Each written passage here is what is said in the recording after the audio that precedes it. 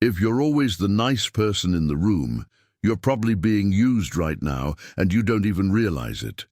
Look, nobody tells you this, but being too nice isn't actually a good thing. We're taught from childhood to be kind, to help others, to never say no. But what happens when that niceness turns into a weakness? What happens when people start walking all over you because they know you won't push back? Today, we're going to talk about the dark side of being too nice. And trust me, this isn't what you'd expect to hear. The ancient Stoics understood something about human nature that most people today completely miss. Before we get into this, if you've ever felt like people take advantage of your kindness, or if you've struggled with saying no, even when you should, just drop a comment below. And if this resonates with you as we go through this, hit that like button and subscribe, because we're going to dig deep into stuff like this. All right, let's get into it. So here's the thing about being too nice. Society has this backwards idea that being nice all the time makes you a good person. Your parents probably told you to be nice. Your teachers rewarded you for being nice. Everyone around you probably praises you for being so agreeable and helpful. But here's what nobody mentions. When you're too nice, you become invisible. You become someone people use and forget about. Think about it. When was the last time someone asked how you were doing? When was the last time someone went out of their way to help you the same way you helped them? If you're sitting there struggling to remember, that's exactly the problem we're talking about. The Stoics had this figured out thousands of years ago. Marcus Aurelius, one of the most powerful men in the world at his time, wrote about this exact issue in his personal journal.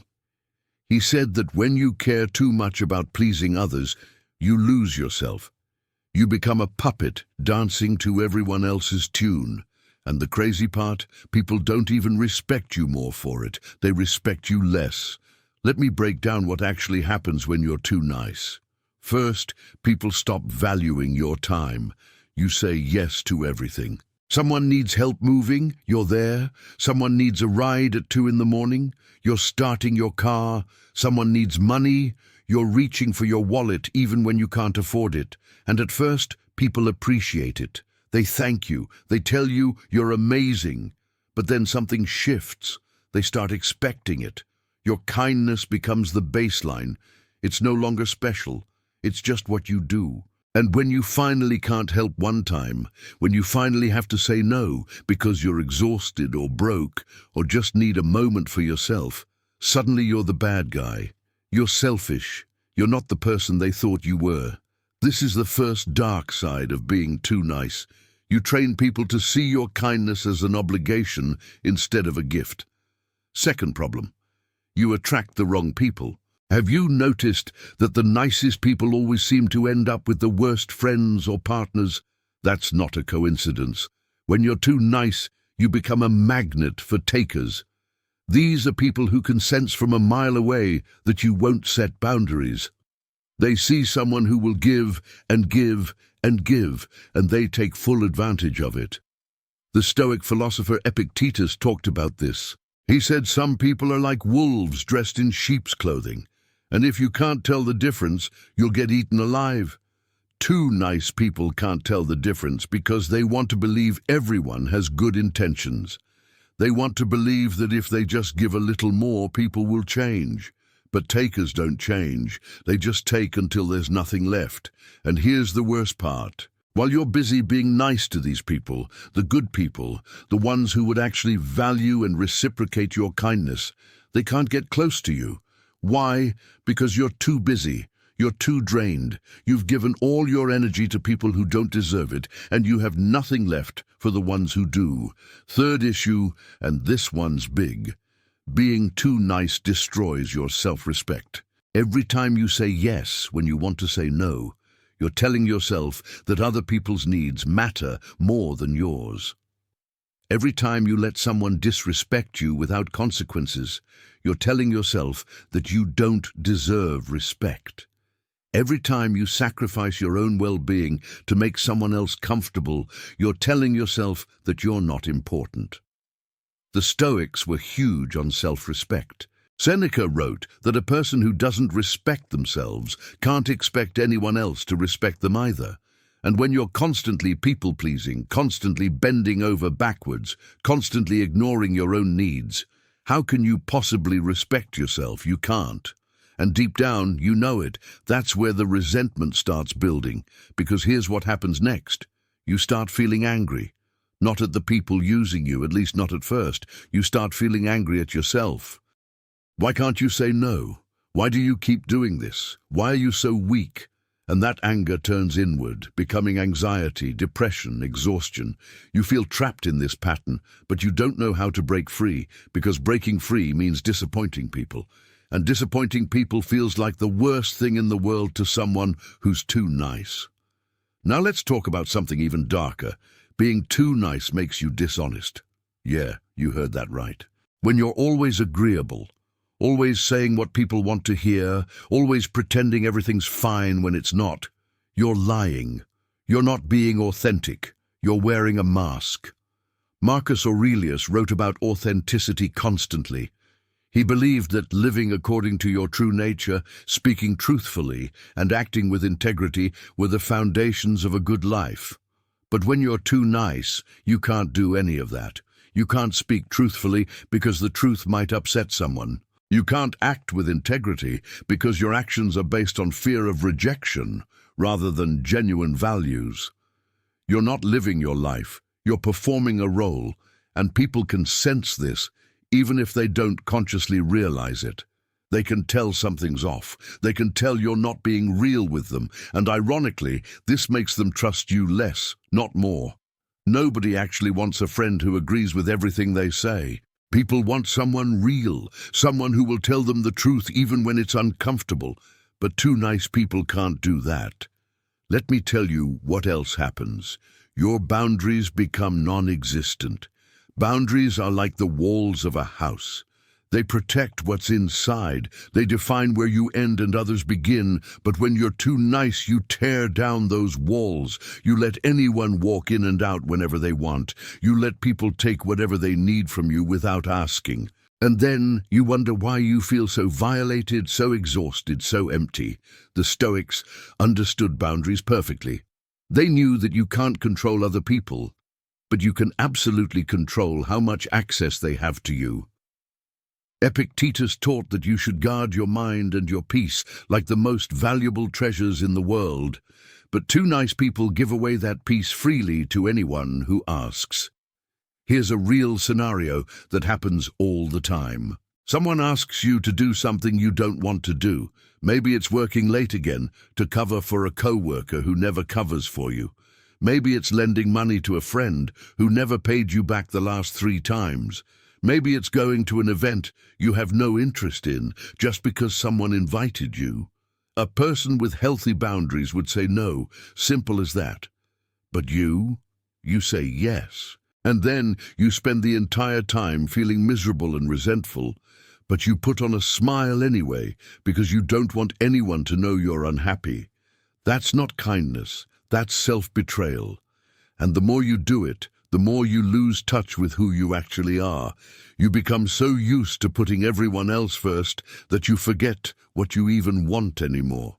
Someone asks what restaurant you want to go to, and you genuinely don't know because you've spent so long just going along with everyone else's preferences. Now here's where it gets really interesting. Being too nice actually makes you manipulative without realizing it. Stay with me here. When you do nice things for people, you unconsciously expect something in return. Maybe not consciously, but deep down, you're keeping score.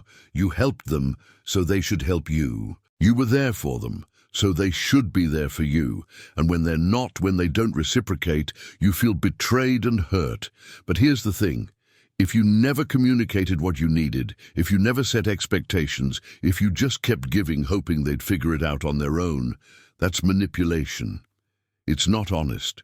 The Stoics would say that true virtue expects nothing in return. If you're only being nice because you want something back, you're not actually being nice. You're making a transaction, and it's a dishonest one because the other person doesn't even know they're involved in it. This is why too nice people often become bitter and resentful over time. They've been keeping this mental ledger of everything they've done for others, and when it's not balanced out, they feel cheated. But they never asked for what they needed. They just expected people to read their minds and reciprocate naturally. And when people don't, because people are focused on their own lives, the too nice person feels used and unappreciated. Let's talk about something the Stoics were obsessed with: control. Specifically, knowing what you can control and what you can't. You cannot control how people treat you. You cannot control whether people appreciate you. You cannot control if people take advantage of your kindness. But you can absolutely control your own behavior. You can control your boundaries. You can control what you say yes and no to. You can control how much of yourself you give away. Too nice people get this backwards. They try to control other people's feelings and reactions by being agreeable and helpful, but they give up control of their own lives in the process. They sacrifice their own needs, time and energy, trying to make sure everyone else is happy, and then they're shocked when their own life falls apart. Marcus Aurelius had a practice where he'd remind himself every morning that he would encounter difficult people that day. He'd prepare himself mentally. He'd remember that he couldn't control them, only his response to them. But too nice people do the opposite. They try to prevent difficult interactions by being so agreeable that nobody could possibly have a problem with them. And it never works, because difficult people will find something to complain about no matter what you do. Here's another dark aspect. Being too nice makes you invisible in your own life. Think about it. When you're always accommodating others, always flexible, always going with the flow, you fade into the background. You become the supporting character in everyone else's story instead of the main character in your own. People know they can rely on you, sure, but do they actually know you? Do they know what you care about, what you dream about, what you struggle with? Probably not. Because you never talk about it. You're too busy listening to their problems, helping with their issues, supporting their goals. And again, there's nothing wrong with supporting people you care about. But when it's one-sided, when you've made yourself so small that your own wants and needs don't even enter the conversation, that's a problem. The Stoics believed in living deliberately, in being present and active in your own life. Seneca wrote about not letting life just happen to you, but actively choosing how you spend your time and energy. Too nice people don't do this. They're reactive, not proactive. They wait for people to ask things of them, and then they respond. They're not making conscious choices about how to live. They're just trying to keep everyone else happy. Now let's address something important. There's a massive difference between being kind and being nice. Kindness is about genuinely caring for others and acting in their best interest, even when it's hard. Niceness is about being agreeable and avoiding conflict. You can be kind without being nice, and you can be nice without being kind. For example, if your friend is making a terrible decision, kindness means telling them the truth, even though it might upset them. Niceness means nodding along and supporting them because you don't want to rock the boat. If someone is treating you poorly, kindness to yourself means setting a boundary or walking away. Niceness means tolerating it because you don't want to be seen as difficult. The Stoics valued truth and wisdom over comfort. They understood that sometimes the most caring thing you can do is be honest, even when it's uncomfortable. Too nice people prioritize comfort over everything else, and in doing so, they often fail to be truly kind to anyone, including themselves. So here's the big realization, the thing that changes everything once you understand it. Being too nice isn't about being a good person, it's about being afraid. You're afraid of rejection. You're afraid of conflict.